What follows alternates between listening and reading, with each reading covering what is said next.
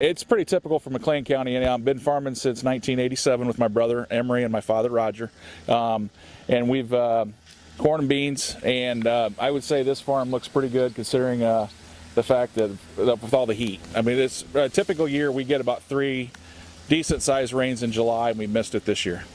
June was real good. We had about 3 or 4 inches, probably within 3 weeks after we planted this crop on May 20th, as far as the beans.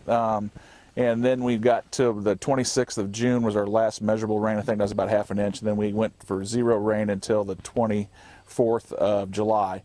And we got 2.5 inches then, and then a week, let's see, that was a Sunday. On Friday, we got another 1.5 inches. So we've been progressing pretty good.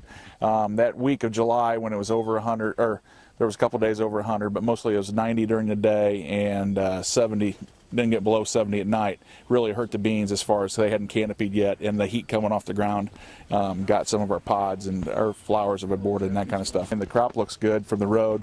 You get out in it, and there's some Japanese beetle feeding. We were real worried early. Actually, we went and bought some. We weren't going to spray this farm for Japanese beetles. We hadn't budgeted for it. We've got some on the edges. They're not near economic thresholds to spray, but we're going to go ahead and spray anyway because we're worried about aphids and some spider mites and that kind of stuff that have come in. Usually if it gets too hot though, that'll slow down the aphids. If it gets too dry and too hot, then the spider mites come out. So it's kind of a catch-22.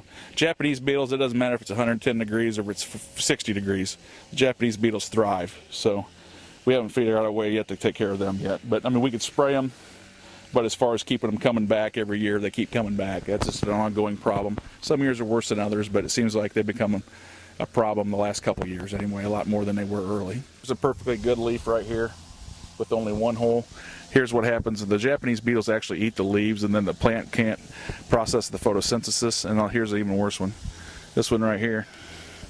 That kind of looks like people's trees after the Japanese beetles get them and they turn brown. But the good news is there's a lot of foliage on these plants, and just losing that leaf right there shouldn't hurt my yield, I should say.